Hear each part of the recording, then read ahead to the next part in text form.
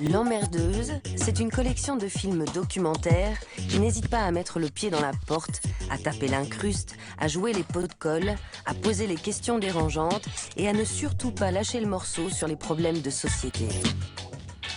Olivia Mokiejewski incarne cette emmerdeuse pétillante qui, dans ce premier numéro, a décidé de s'attaquer à un monstre blanc et rouge, Coca-Cola. À part du sucre et des bulles, que boit-on vraiment ? Que cache l'opacité de sa couleur caramel? Canette à la main, la journaliste pourtant accro au coke va enquêter jusqu'à plus soif sur le mystère de la boisson aux soi-disant extraits végétaux.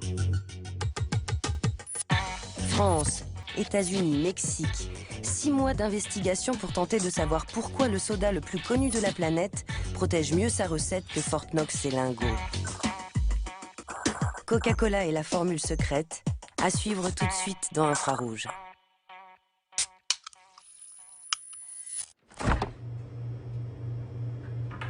Là, c'est moi, Olivia. Et ça, c'est ma boisson préférée. Voici le geste que je fais 3 fois par jour, depuis plus de 20 ans. J'adore le coca, son goût sucré et son petit côté acide. J'en bois quand je suis en tournage, au bureau avec mes amis. Quand j'ai soif, quand j'ai pas soif. J'en bois par habitude, par plaisir, par réflexe. J'en bois en vacances, après le sport. Je crois que je suis accro. Si je calcule bien, dans ma vie, j'en ai bu 7 millilitres. Je ne sais pas si vous vous êtes déjà posé la question, mais je commence à me demander ce qu'il y a dedans. Surtout que sur la canette, il n'y a pas beaucoup d'informations.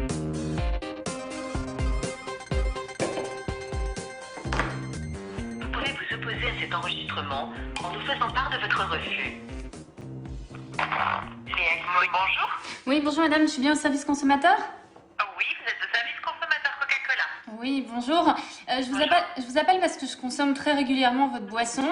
En fait, je voulais savoir ce que vous mettiez dans le coca. Donc le Coca-Cola classique, c'est de l'eau qui est gazéifiée avec du sucre Oui. et des arômes naturels. D'accord, et tout ce qui est arômes naturels, c'est quoi ? Dans les arômes, ce sont les extraits végétaux. Et c'est quoi alors, les extraits végétaux ? Alors par contre, ça fait partie de la recette secrète. Il y a très peu de gens dans le monde qui connaissent la composition exacte de la liste exacte de l'ensemble des arômes qui lui donne son goût unique. Donc la réponse est claire pour vous? Allez, la réponse est claire. D'accord, je vous remercie de votre appel, je vous souhaite une bonne journée. Merci à vous. Au Au revoir. revoir madame.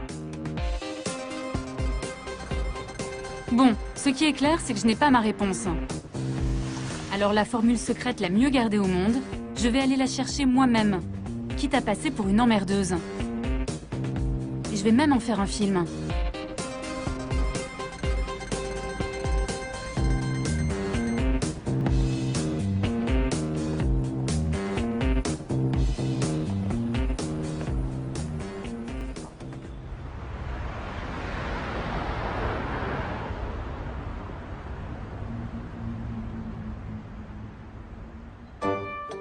Pour savoir ce que je bois depuis tant d'années, le plus simple c'est d'aller directement à la source, à Atlanta, le temple de Coca-Cola.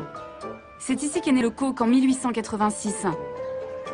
À quelques centaines de mètres du siège de la multinationale, on trouve un musée entier à la gloire du soda le plus connu au monde. Et à l'intérieur, il y a ce qui m'intéresse, la formule secrète. L'année dernière, Muhtar Kent, le big boss de Coca en personne, l'a déposé dans un immense coffre-fort. En tout cas, c'est ce qu'il prétend.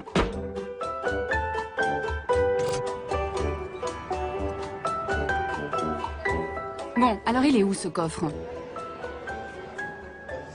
Merci à vous d'être venu et bienvenue dans le monde de Coca-Cola. C'est parti!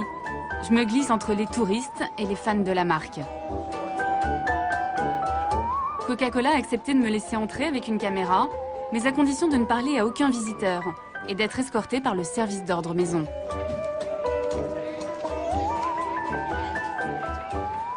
Regardez là. Ce qu'on veut nous montrer ici, c'est le monde merveilleux de Coca-Cola.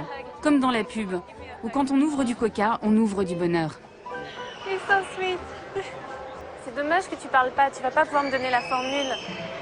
What's the secret formula? Tell me. Qu'y a-t-il dans cette boisson pour que là, à cet instant, plus de 78 millions de personnes ouvrent tout un Coca-Cola dans le monde? Chaque jour, le groupe vend 2 milliards de boissons. Je réalise à quel point cette histoire de secret est devenue un véritable outil marketing. Suivez-moi. Et côté mise en scène, avec les Américains, on est rarement déçus. A secret formula for the most deliciously different taste the world has ever known. A secret formula for all that is, was, and ever will be the heart of Coca-Cola.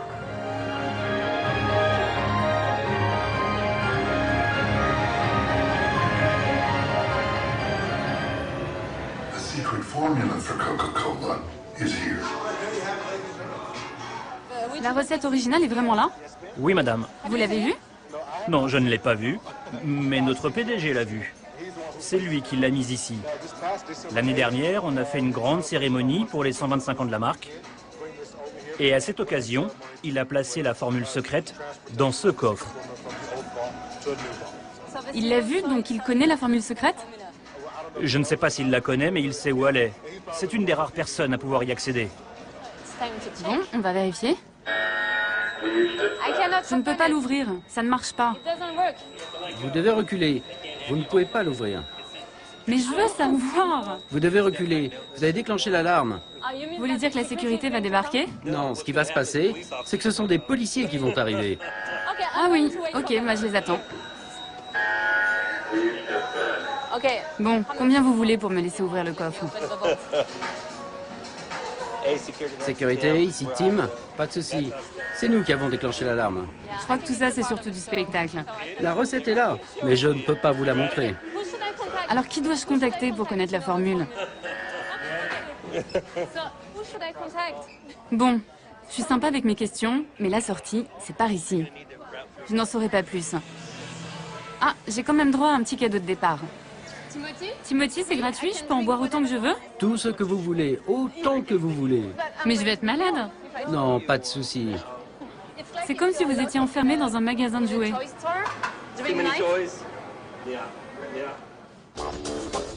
Ok, c'est pas ici qu'on me donnera la formule. Pourtant, s'il y a un endroit au monde où je peux en savoir plus, c'est bien à Atlanta. Depuis plus d'un siècle, les bulles de coca pétillent dans les veines de la ville et de ses habitants. Ici, on est Coke, on grandit Coke, on adore Coke.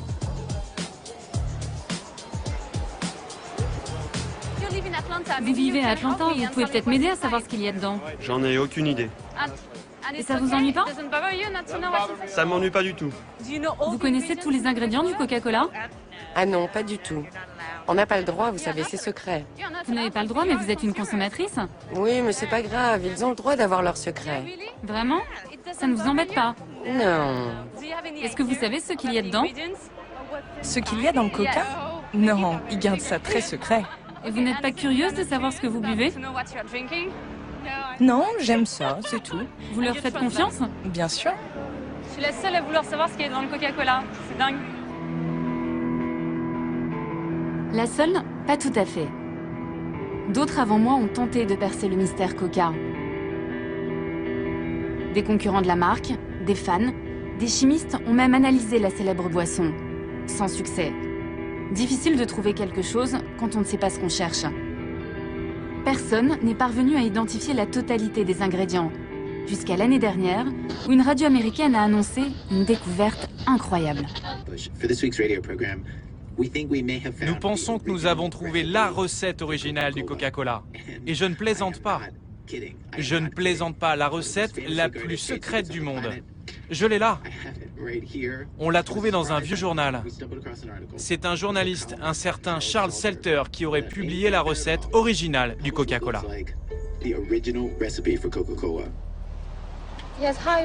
Je voudrais avoir le numéro d'un certain Charles Salter dans la région d'Atlanta. J'ai retrouvé Charles Salter. Il vit dans la banlieue chic d'Atlanta. Bonjour et bienvenue. Il est aujourd'hui à la retraite, après avoir travaillé 25 ans dans le journal local. J'espère que vous allez m'en apprendre un peu plus au sujet de la formule secrète. Le trésor de Charles Salter est quelque part dans cette pièce. Voici mon atelier de pêche. C'est votre hobby? Pêcher, c'est ma passion. Pourquoi vous n'iriez pas chercher dans ces cartons là-bas? La formule est par là? Jetez un petit coup d'œil. Des cassettes. C'est peut-être ici? Non, là, c'est des vieilleries. Ça peut pas être ça, là?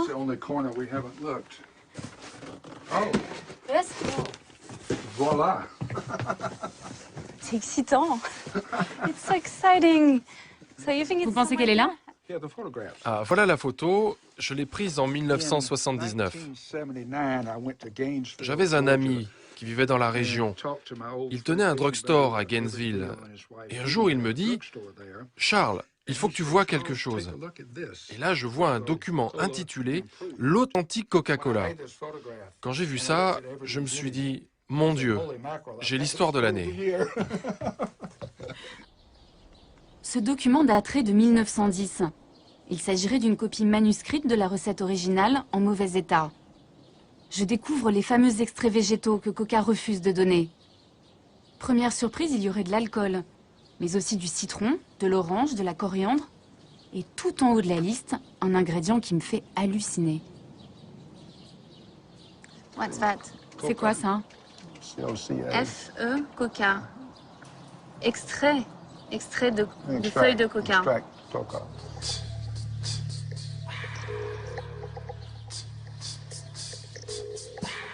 Vous avez dû être surpris quand vous avez vu qu'il y avait de la feuille de coca.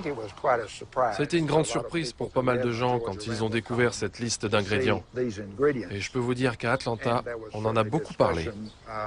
Ce que je comprends pas, c'est qu'à l'époque, en 1979, quand vous publiez cette photo, le monde entier aurait dû apprendre qu'il y avait de la coca dans le Coca-Cola. Comment ça se fait que ça n'a pas fait le tour de la planète, cette info? Je pensais que c'était vraiment un gros scoop. Mais Coca n'a jamais confirmé que c'était la formule originale. Personnellement, je suis convaincu que c'est la bonne formule. Mais ça fait partie de ces mystères, si difficiles à élucider.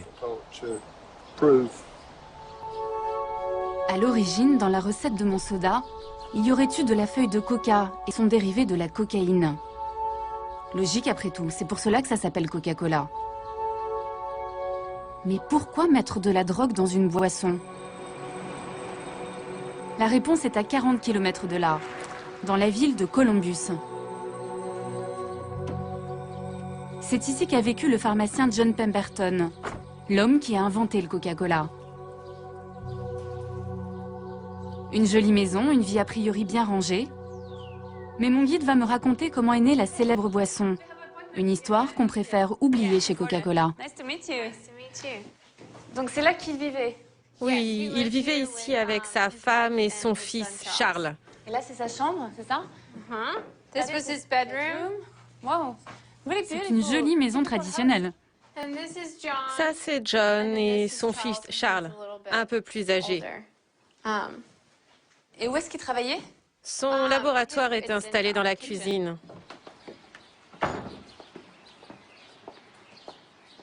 En 1886, aux États-Unis, c'est l'apparition des sodas. John Pemberton va s'inspirer d'une boisson française très populaire à l'époque, le vin Mariani, qui justement contenait de la cocaïne. Qu'est-ce qu'il faisait ce pharmacien? Il a inventé différentes boissons. En voici quelques publicités ici. Il passait son temps à fabriquer des mixtures. À l'époque, les gens pensaient que les sodas soignaient toutes sortes de maladies. C'est pour ça qu'on trouvait les sodas dans les pharmacies.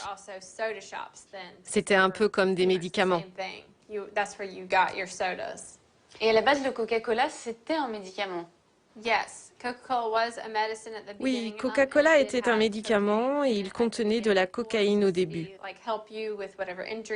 C'était censé vous soigner pour toutes sortes de douleurs, que ce soit à la tête, au ventre, toutes sortes de maladies en fait. Mais Pourquoi Pemberton a mis de la cocaïne dans le Coca-Cola? Suite à ses blessures durant la guerre de sécession, il est devenu accro à la morphine. Et il est devenu ensuite dépendant à d'autres produits un peu moins dangereux que la morphine. Vous faites visiter cette maison à des classes, des enfants, et vous leur dites pas, en fait, qui était vraiment le docteur John Pemberton. Vous leur parlez pas de son problème avec la drogue, vous parlez pas de cocaïne? Non, on donne juste aux enfants des informations basiques sur Coca. On ne leur parle pas de la cocaïne. On préfère leur donner une image plus idéalisée de la cocaïne. Enfin, pardon, du Coca. Un pharmacien accro à la cocaïne qui met de la drogue dans sa boisson, ça fait un peu tâche dans le monde merveilleux de Coca. À Atlanta, comme souvent aux États-Unis, on protège les symboles de l'Amérique. Et tant pis pour ces écoliers qui n'apprendront qu'une partie de l'histoire. Mais moi, ce qui m'intéresse, c'est de savoir s'il y a toujours de la feuille de coca dans mon soda.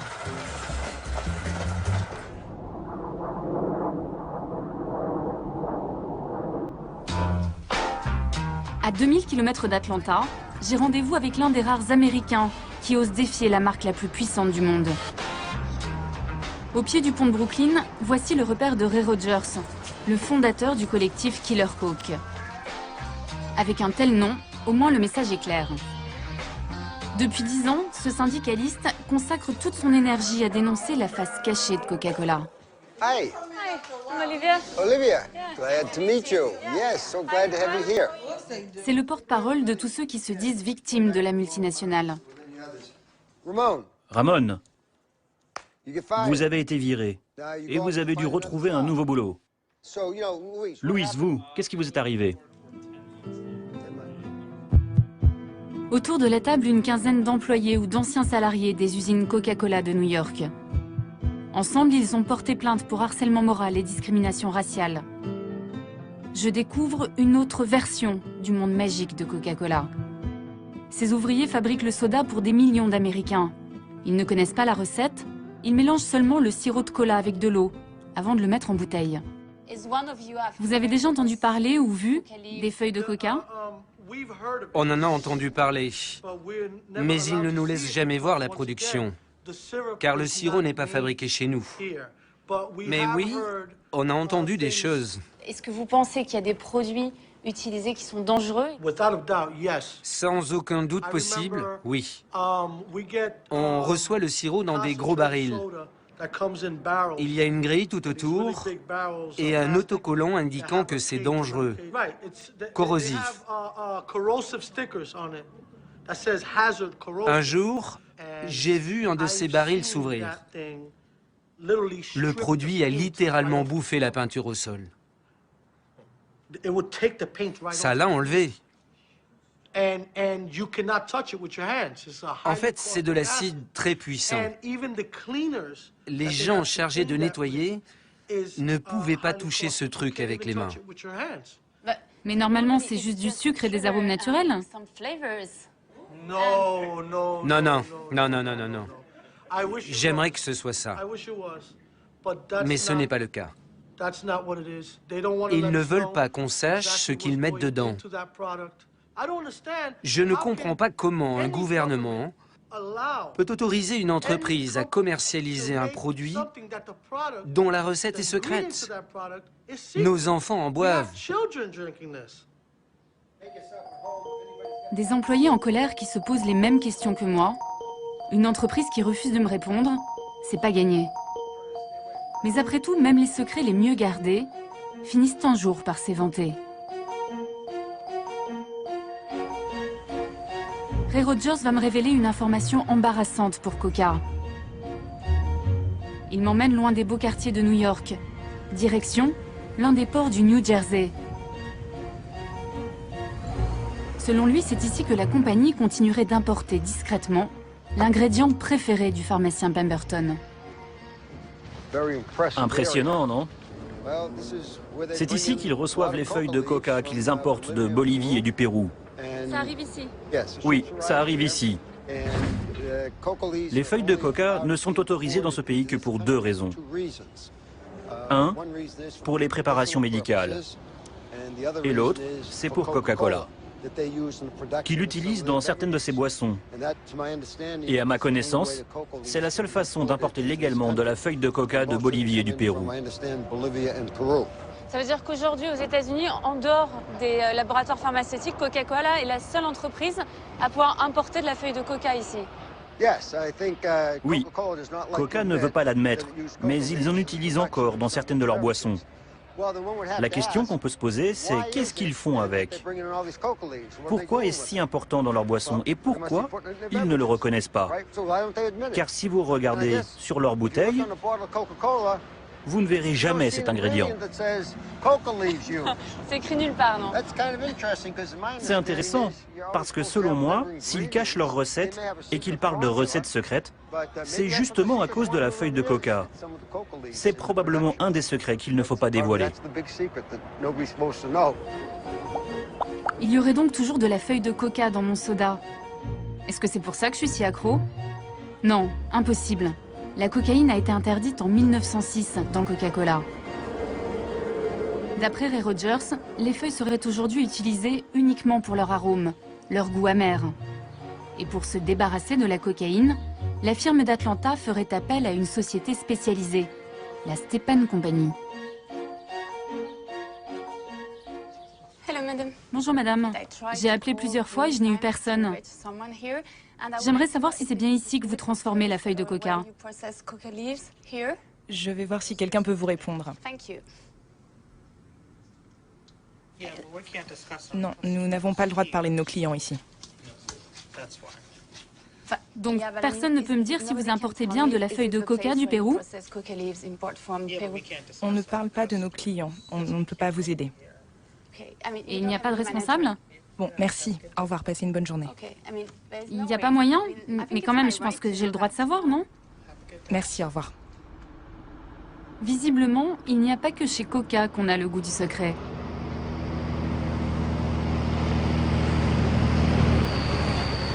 Bonjour monsieur, vous venez d'amener des feuilles de coca dans l'usine? Monsieur, est-ce que vous allez chez Coca-Cola? Je ne vais pas chez Coca, mais ma cargaison va chez Coca. Pourquoi? Stepan importe de la feuille de coca, n'est-ce pas? Je ne sais pas ce qu'ils font. Mais qu'est-ce que vous transportez? J'ai des barils de liquide. Quel genre de liquide? Je sais seulement que ça va chez Coca. C'est peut-être du sirop, j'en sais rien. Vous ne savez pas ce que c'est? C'est un liquide alimentaire. Je veux savoir ce que je bois, donc je cherche à connaître les ingrédients. Ils ne nous laissent pas savoir. Oui, c'est secret. Bien sûr, comme toujours. Stepan fournirait donc un mystérieux liquide à Coca-Cola. Mais ce produit a-t-il oui ou non un lien avec la feuille de coca? Excusez-moi, vous vivez ici? J'habite à côté. Est-ce que vous connaissez Stepan? Ouais, je connais. Vous savez ce qu'ils font? Il y a longtemps, j'y travaillais. Il faisait de la cocaïne. Il faisait de la cocaïne? Je vous parle de ça il y a 15 ans. Il faisait de la cocaïne. C'est ce qu'on m'a dit. Et maintenant, vous savez ce qu'ils font? Je travaille plus là-bas. Coca-Cola continue d'utiliser de la feuille de coca. Oui, bien sûr. Et on m'a dit que c'était ici qu'elle était transformée. C'est possible, puisqu'ils fabriquent de la cocaïne pour les labos pharmaceutiques. Excusez-moi, vous êtes au courant qu'il y a une usine juste en face qui importe de la feuille de coca? Vous en avez entendu parler? Non, pas du tout. L'entreprise s'appelle Stepan. Ils fabriquent de l'extrait de coca pour Coca-Cola.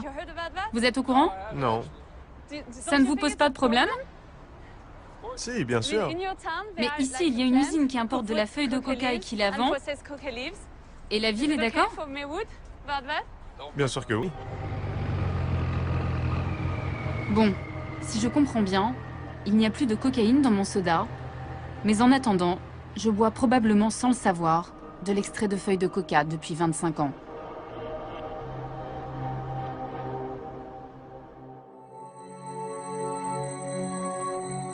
Je veux simplement connaître la composition d'un soda et j'ai l'impression d'enquêter sur le secret de la bombe atomique.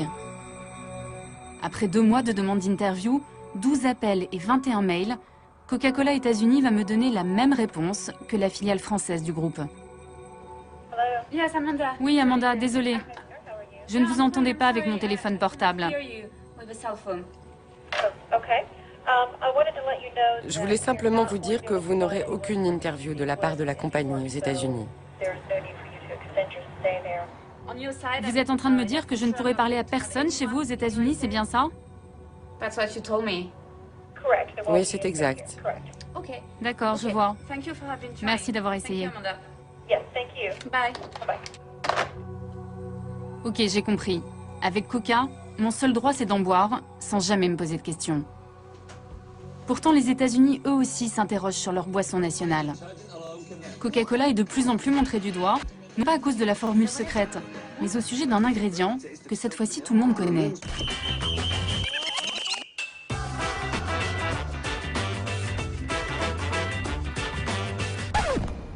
Vous ne mangeriez jamais 16 sachets de sucre.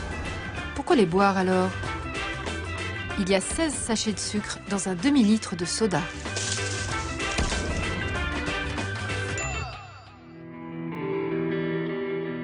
À l'autre bout du pays, un État a déclaré la guerre au soda.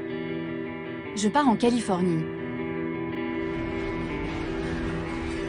Ici, il est désormais interdit de vendre des boissons sucrées dans les lieux publics ou dans les écoles. Il faut dire que 40% des Californiens sont en surpoids ou obèses. Alors tout est fait pour diaboliser le soda, surtout auprès des jeunes.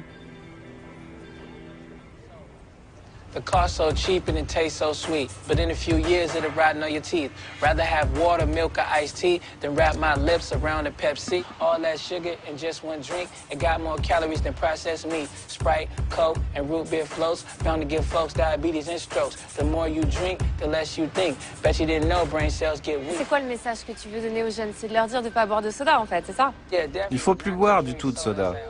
Ça peut faire du mal à trop de gens. Tu commences tout petit, en grandissant tu continues, ça fait partie de toi, et tu deviens tellement accro. T'es pas branché si tu bois du coke, pas du tout.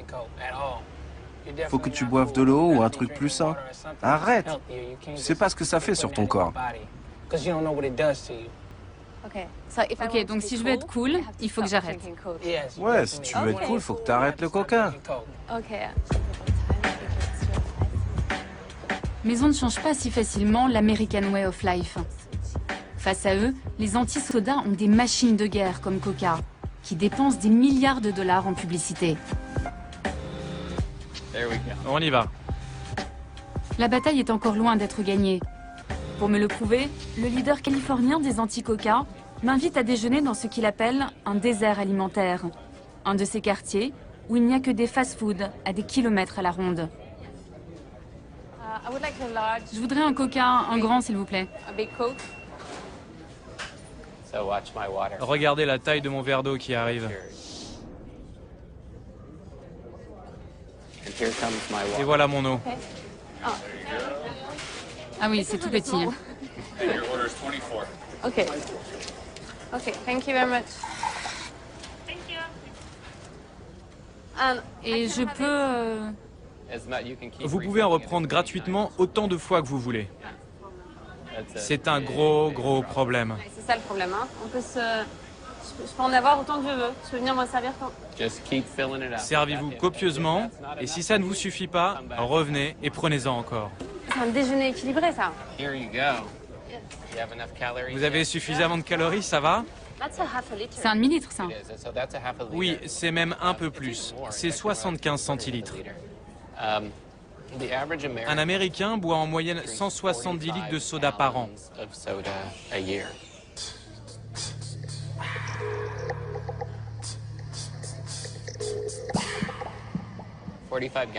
170 litres, ça représente 20 kilos de sucre.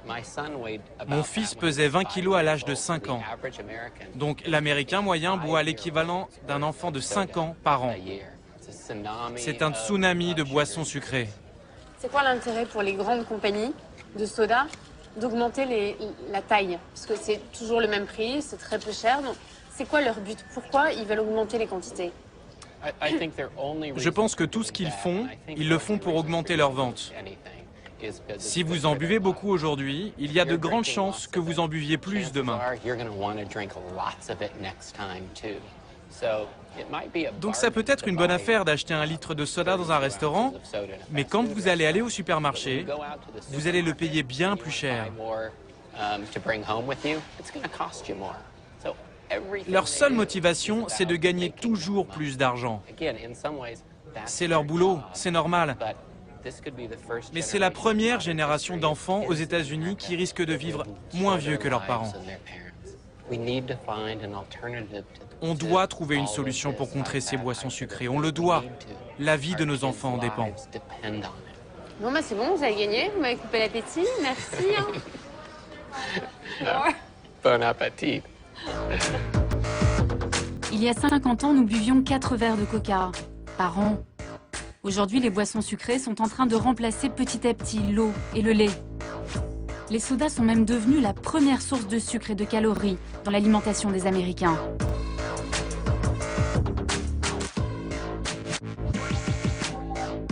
Il y a quelques mois, l'un des plus grands spécialistes de l'obésité a alerté l'opinion mondiale.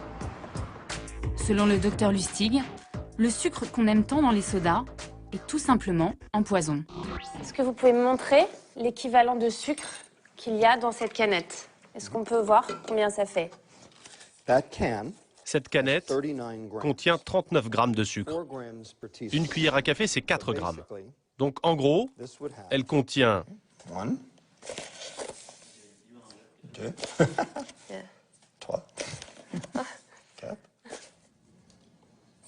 5, 6, 7, 8, 9 Oh là là. et 10. Ça, c'est la quantité de sucre contenue dans cette canette. Donc quand je bois ça, j'ingurgite en fait cette quantité de sucre. Exactement. Aucune différence. Ok. Moi, je sais que j'ai du mal à arrêter. J'essaye d'arrêter, de diminuer ma consommation, mais j'y arrive pas. C'est à cause de ce sucre que je suis dépendante? Absolument. La raison pour laquelle les gens ne parviennent pas à arrêter de consommer ces boissons, c'est parce que le sucre a un impact sur une partie précise du cerveau. Et ça devient difficile d'arrêter. C'est pour ça que nous avons des enfants et des adultes qui ont une vraie dépendance au sucre. Et alors, quel est l'effet que ça produit sur le cerveau? Ça affecte le mécanisme de la récompense. La même zone que la nicotine, la cocaïne, les amphétamines, l'héroïne, la morphine. Ça provoque le même effet. Le besoin augmente en permanence. Car le problème, c'est que plus vous en prenez, plus le neurotransmetteur dans le cerveau, la dopamine, se met en marche. Et plus le système a besoin de doses importantes pour provoquer le même effet la fois d'après. Et ce phénomène s'appelle la tolérance. Quand vous arrêtez de consommer, vous avez des symptômes physiologiques. Et c'est la combinaison de tout ça qui fait que vous devenez dépendant. Aujourd'hui, on sait que le sucre fait exactement le même effet que toutes les autres drogues, en plus faible, bien sûr. Moi, je vois de plus en plus d'enfants, même très jeunes, boire du Coca-Cola. C'est quoi l'effet sur leur santé? C'est terrible. C'est un désastre qu'on constate tous les jours. Dans les cliniques pour obèses, les gamins ont des taux de lipides identiques à ceux que l'on voit habituellement chez des patients de 65 ans.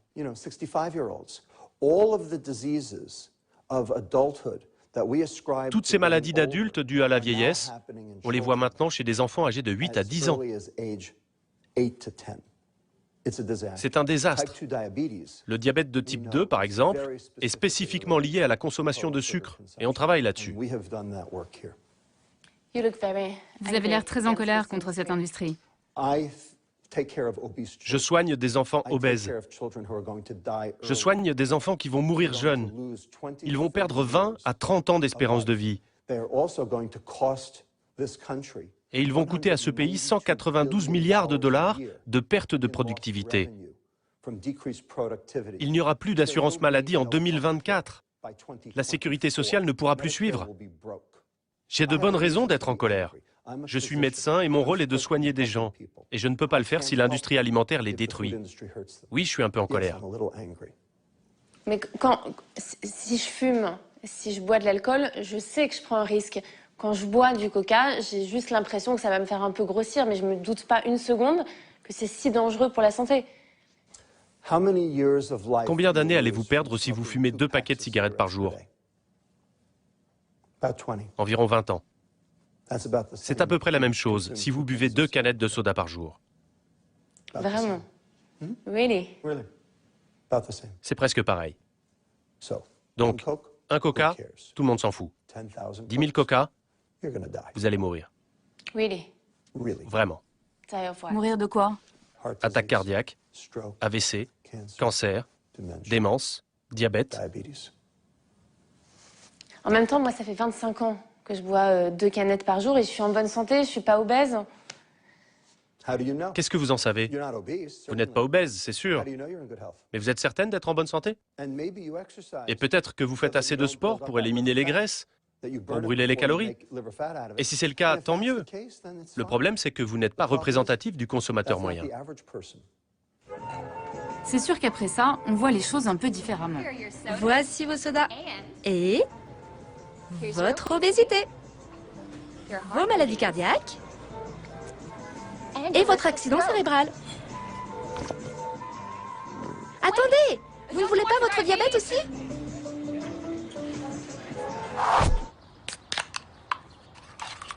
Pour éviter le pire et rester en bonne santé, le docteur Lustig m'a fait une ordonnance, et une sévère. Après chaque canette, 1 heure de jogging. C'est le temps qu'il faut pour éliminer tout ce mauvais sucre.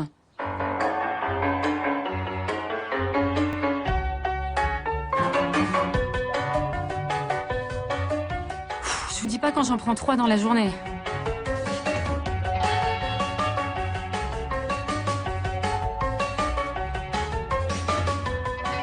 Ouais, ok, ça va pas être possible. Il va vraiment falloir que j'arrête. À moins que... Est-ce que la solution, c'est ça? Est-ce que la solution, c'est les soda light, les cola light? Parce que du coup, il n'y a plus de sucre, donc il n'y a plus de problème. Tout le monde veut savoir pour les édulcorants. Moi le premier. J'aimerais bien savoir si c'est la solution. Mais il y a un problème. On ne sait absolument rien à leur sujet. On ne sait pas comment l'aspartame agit sur votre système énergétique ou sur votre métabolisme. On ne sait rien de tout ça. On n'a aucune donnée, et tant qu'on ne les a pas, je ne peux rien vous dire, car je suis un scientifique. Comment pourrais-je vous dire que les soda light sont une solution? On ne sait absolument rien sur les édulcorants. Et pour l'instant, ça reste un mystère.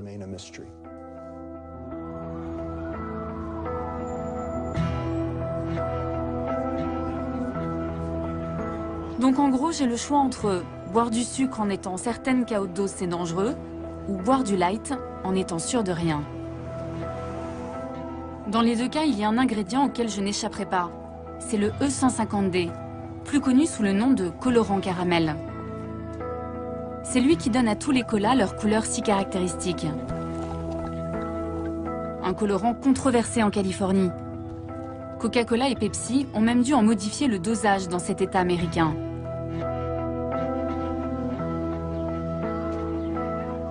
Le scientifique à l'origine de ce nouveau scandale m'a donné rendez-vous dans ce diner.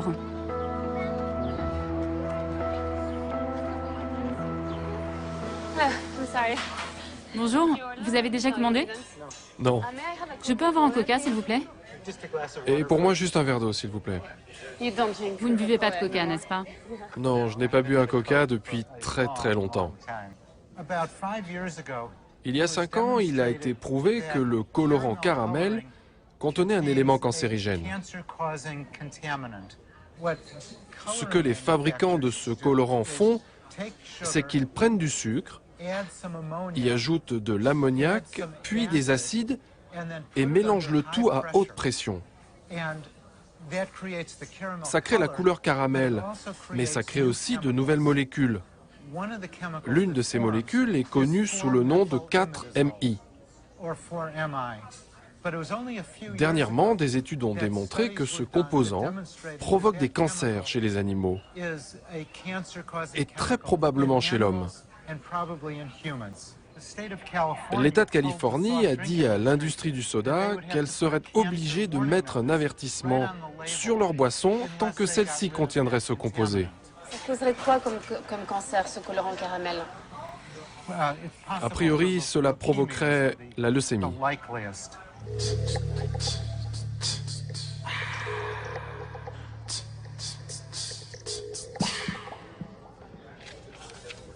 Il y a quelques semaines, je lui ai envoyé des canettes achetées en France, histoire de comparer. Car j'ai appris que la recette varie en fonction des pays. Ok. Et en ce qui concerne la France, ça veut dire que le niveau qu'il y a dans les canettes que je vous ai envoyées est supérieur au seuil fixé par la Californie? Voici la limite californienne. Elle est désormais de 29 microgrammes pour une canette. Les canettes françaises de Coca-Cola classique contiennent, elles, 79 microgrammes, soit plus de 2 fois ce seuil autorisé en Californie. Et les 2 canettes de Coca Light dépassent presque 3 fois cette limite. Donc, si par exemple ma canette française qui contient 79 microgrammes de MI4, je l'avais achetée en Californie, qu'est-ce qu'il y aurait écrit sur la canette? La Californie exigerait un avertissement sur la canette du genre « Ce produit est, selon l'État de Californie, susceptible de provoquer des cancers chez les animaux ».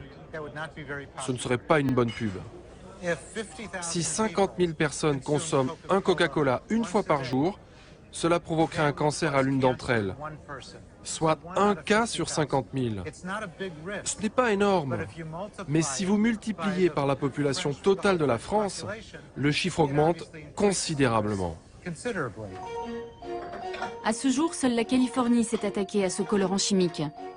En Europe, du côté des autorités sanitaires, on n'est pas inquiet. Entre le colorant potentiellement cancérigène, les risques de diabète et tout le reste, je commence un peu à angoisser. J'ai l'impression qu'il y a un problème derrière chaque ingrédient. Est-ce que c'est normal que la boisson la plus consommée au monde soulève autant de problèmes? Coca-Cola ne veut pas me répondre? Ok, je vais aller voir Muhtar Kent, le PDG, celui qui a caché la formule secrète. Et je vais aller directement chez lui. Cher Monsieur Kent, je réalise un documentaire sur le Coca-Cola. J'essaye désespérément de vous contacter depuis 2 mois. Voici mon numéro. Appelez-moi s'il vous plaît.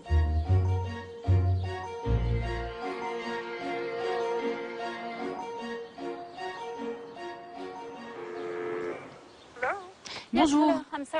Désolée de vous déranger. Je cherche à joindre Monsieur Kent.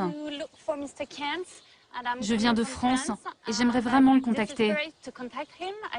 J'ai tout essayé. Comment est-ce que je peux arriver à lui parler? Vous pouvez attendre quelques minutes, s'il vous plaît?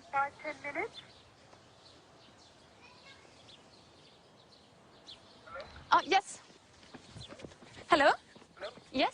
Oui, c'est pourquoi? Je m'appelle Olivia Mukijevski, je suis une journaliste française. Et je cherche à parler à Monsieur Kent. Non, il n'est pas là. Il n'est pas là pour le moment? Non. Est-ce que je peux lui laisser un message? Oui.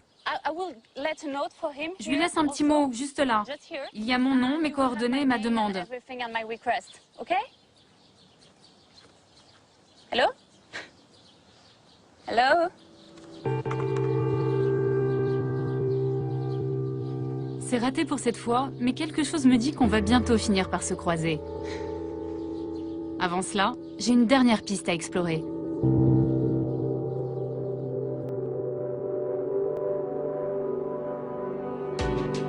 Elle concerne un autre ingrédient de coca et pas n'importe lequel. Le principal, l'eau. Il en faudrait en moyenne 3 litres pour faire 1 litre de Coca-Cola. À San Cristobal, au Chiapas, l'eau, ce n'est pas ce qui manque.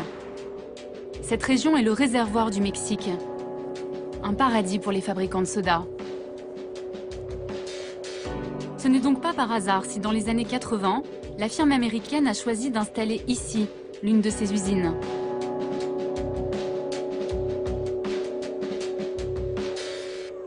Antonino Garcia enquête sur Coca depuis plus de 10 ans. Alors pourquoi ils ont décidé de s'installer ici exactement? Coca-Cola s'est installé ici pour pomper l'eau de la région. Ils puisent directement dans la nappe phréatique de San Cristobal. C'est le réceptacle de 2 volcans, le Huitepec et le Santeguitz. Et c'est ici, en sous-sol, qu'est stockée la majorité de l'eau. Ils sont installés stratégiquement pile sur le manteau phréatique. Et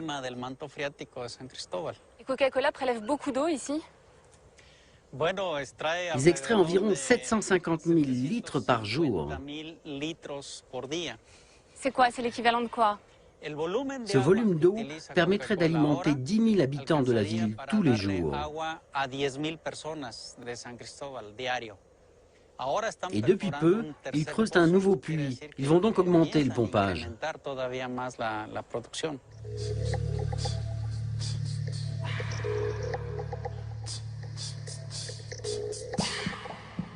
Mais j'imagine qu'avec le nombre de litres d'eau qu'ils prélèvent chaque jour, ils doivent payer très cher et dédommager la région pour tout ça, non? Non, pas vraiment. Ici, la gestion de l'eau n'est pas vraiment très équitable. Aujourd'hui, on ne connaît pas les chiffres, mais en 2003, ils ont payé environ 25 000 € pour l'année. C'est ridicule. 25 000 € pour des centaines de millions de litres d'eau. Le principal ingrédient de Coca ne coûterait quasiment rien à la compagnie. D'après Antonino, si le géant américain est si bien traité au Mexique, c'est grâce à Vicente Fox, le président du pays jusqu'en 2006. Et devinez ce qu'il faisait Vicente Fox avant de devenir président. Eh bien, il était PDG de Coca-Cola Mexique.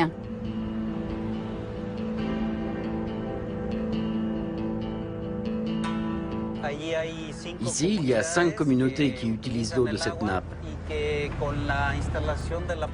Et depuis l'installation de l'usine, j'ai fait des recherches avec eux. Et ce qu'ils me disent, c'est que depuis qu'il y a l'usine, leurs ressources en eau ne cessent de diminuer.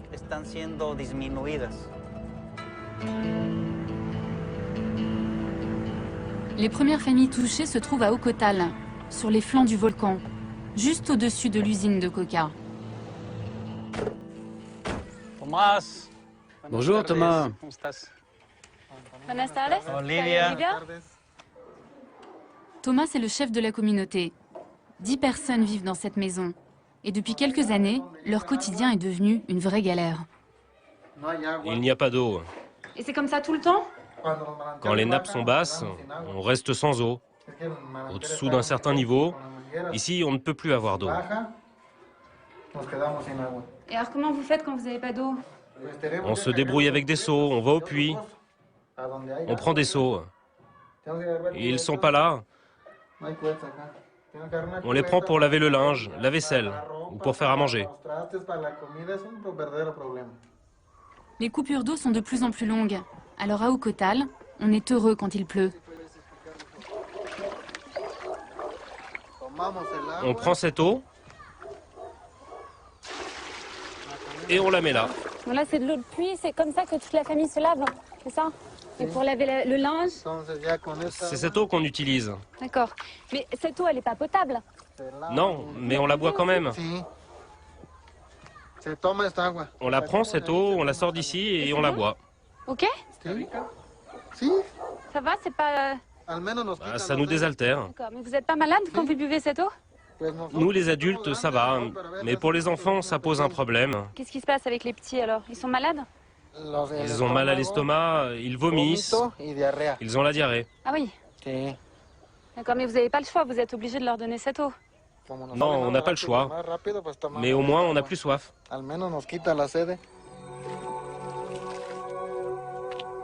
Privés d'eau dans une région qui en regorge. Les habitants d'Ocotal ont contacté Coca-Cola.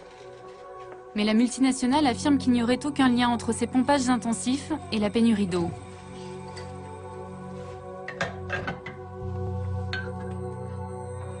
Comble de l'ironie, quand il n'y a plus d'eau au village, les enfants boivent du soda. C'est une histoire sans fin, celle d'un piège qui se referme sur les Indiens du Chiapas.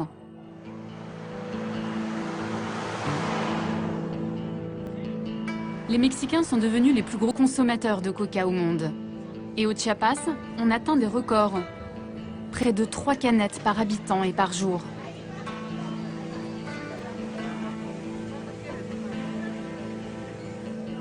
Ce n'est pas ici que je vais commencer mon sevrage. Quand on veut boire quelque chose dans le coin, il n'y a pas vraiment le choix. J'ai rendez-vous avec un médecin qui dénonce cette omniprésence de coca au Mexique. Marcos! Ah, je suis contente. Ça va bien. J'avais peur de m'être trompée d'endroit parce que des boutiques qui vendent du Coca-Cola, il y en a partout sur la route. Ça a été quoi le déclic? Pourquoi vous vous êtes intéressé à cette boisson? Je suis venu au Chiapas pour travailler auprès des réfugiés sur les problèmes de malnutrition.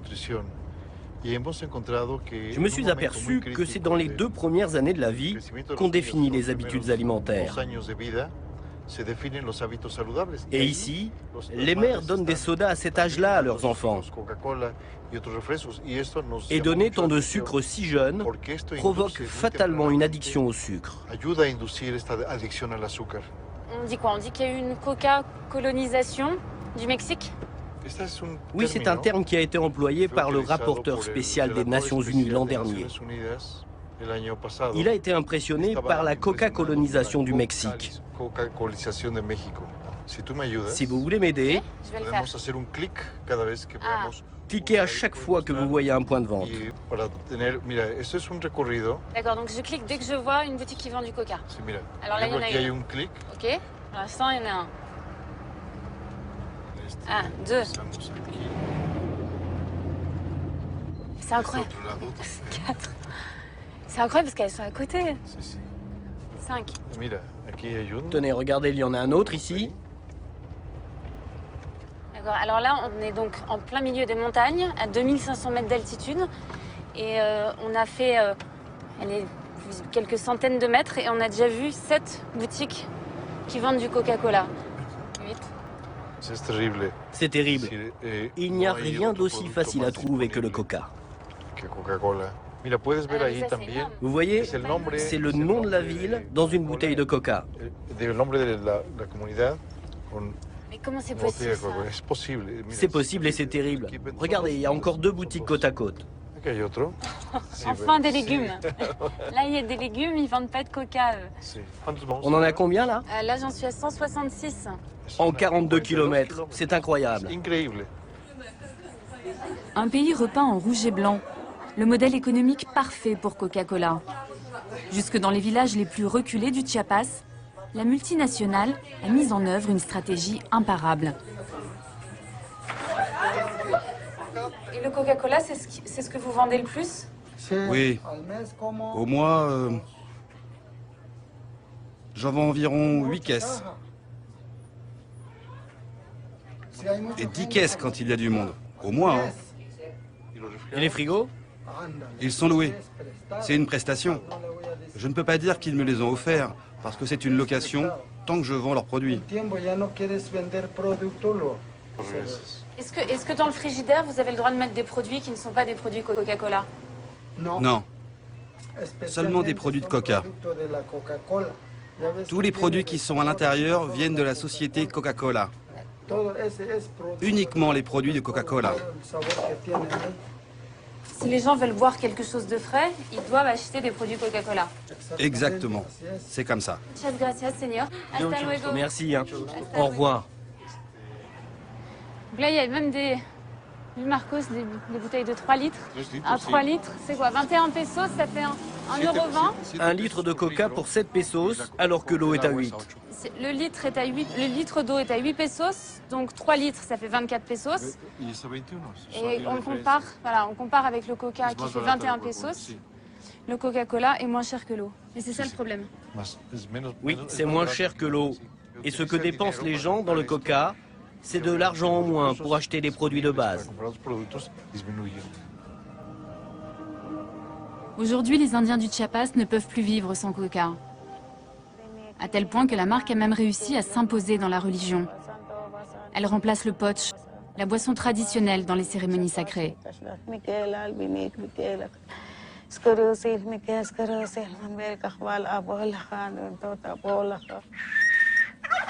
Dans cette famille, la prière du jour est dédiée au petit garçon qui a de la fièvre. Pour satisfaire les dieux, pas moins de 7 bouteilles de coca en offrande.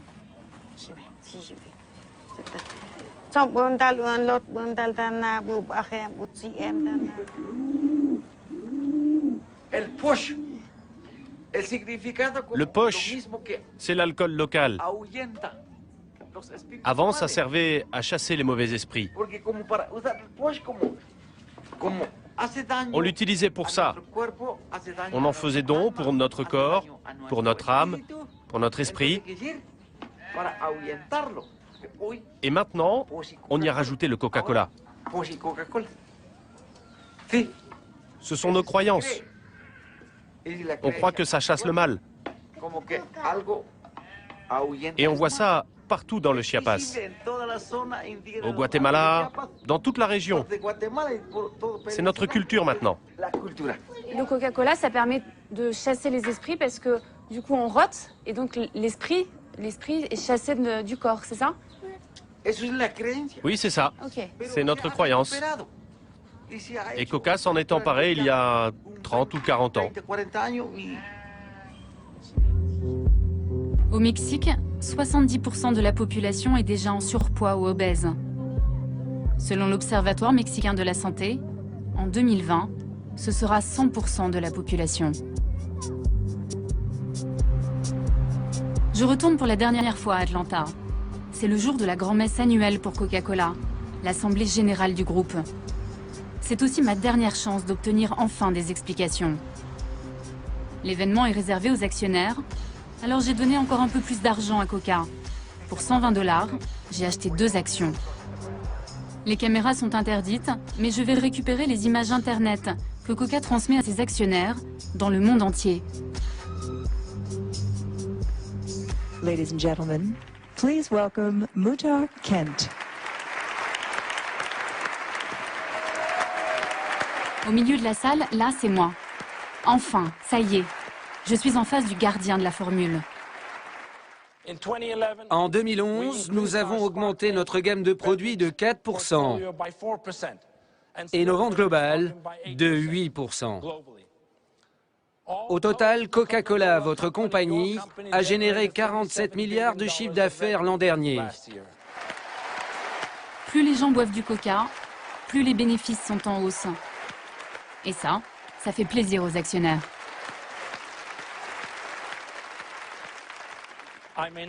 Je ne serai pas en mesure de répondre à toutes vos questions, mais je vais donner la parole au plus de gens possible. 6 personnes seulement seront choisies au hasard. Mes chances sont minces. Mais à la 4e question... Monsieur le Président, voici Olivia Mokiejewski. Bonjour, Monsieur le Président. Je viens de France pour être avec vous aujourd'hui.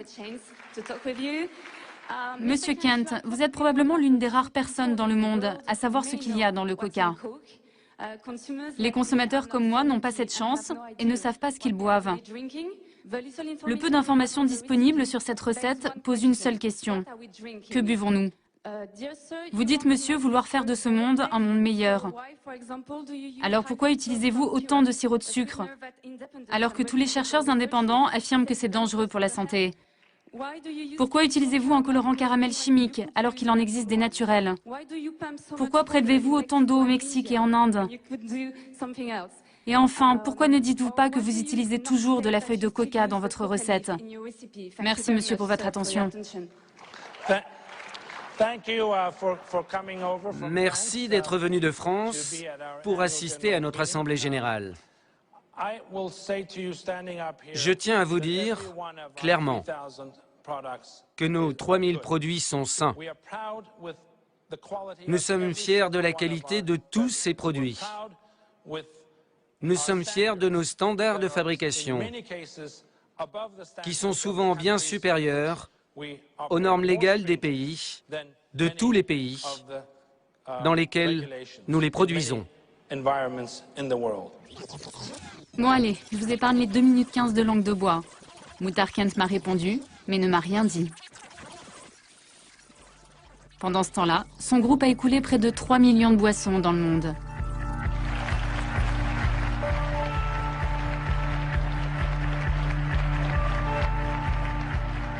À la sortie, je vais retrouver Ray Rogers, le fondateur de Killer Coke. Lui aussi était à l'Assemblée Générale. Ça fait 10 ans qu'il vient poser des questions qui fâchent, et comme chaque année, il a fait chou blanc. Alors ça se termine devant le siège de la multinationale, avec une manif de 12 personnes.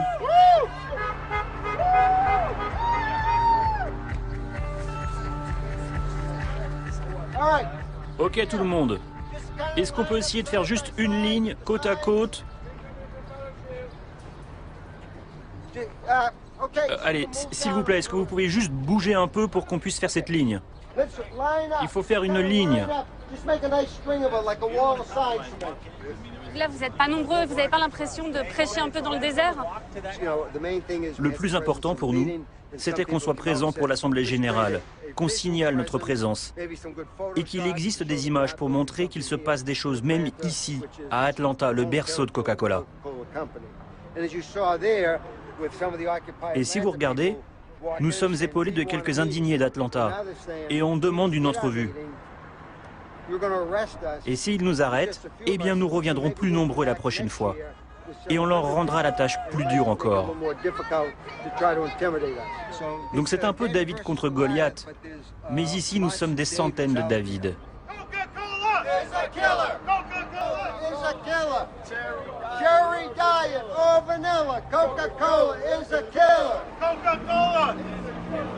Peut-être que tout ça ne sert à rien. Peut-être que Coca vendra toujours autant de boissons. Mais j'ai pas envie d'abandonner. Parfois, il faut pas avoir peur d'être une emmerdeuse.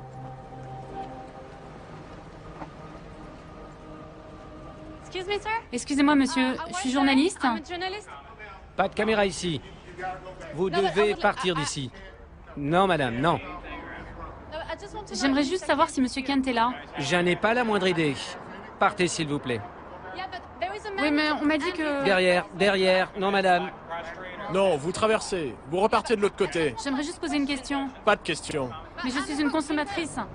Bonne journée, madame. Ok, je peux parler à personne ici. Non, madame. En 6 mois d'enquête, j'ai découvert la face cachée de Coca. Celle qu'on ne voit jamais dans les publicités. Celle que le marketing cherche à effacer.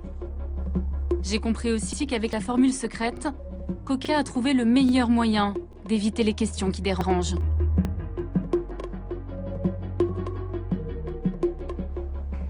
Bon, je sais toujours pas exactement ce que je bois, mais j'ai quand même pas mal d'indices. Et si ça se trouve, je suis pas très loin de la formule secrète. Alors, le meilleur moyen de le savoir, c'est d'essayer. Donc je vais tenter de faire du coca avec ce que j'ai. Et on n'est pas à l'abri d'une bonne surprise. On va commencer par l'eau.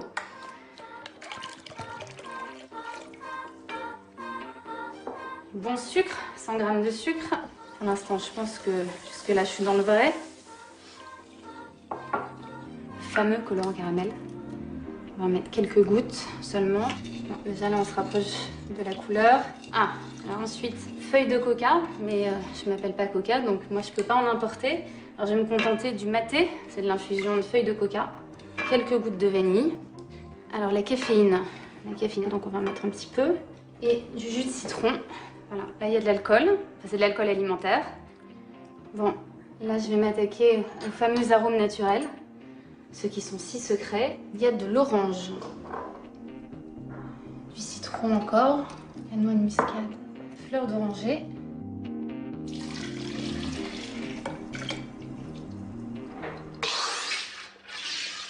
Bon, on a les bulles, on a le liquide, ben, on en va goûter.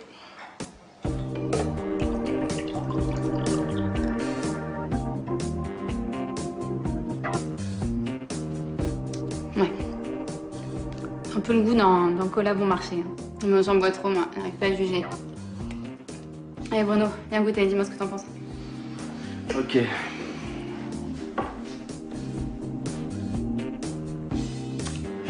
Bah, c'est pas très bon. Viens voir goûter, okay. Là, c'est vraiment pas bon. Allez, Richard, allez, viens voir. Hop, bougez pas. Alors, c'est pas bon ce qu'elle a fait, maman?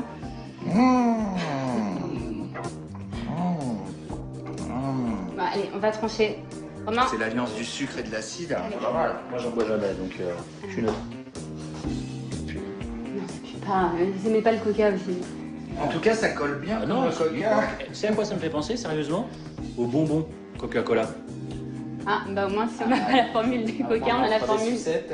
En même temps, hein, t'es pas censé arrêter d'en boire? Si, bah là, ça va me dégoûter peut-être alors. Vous entendez le cri du coca tous les semaines?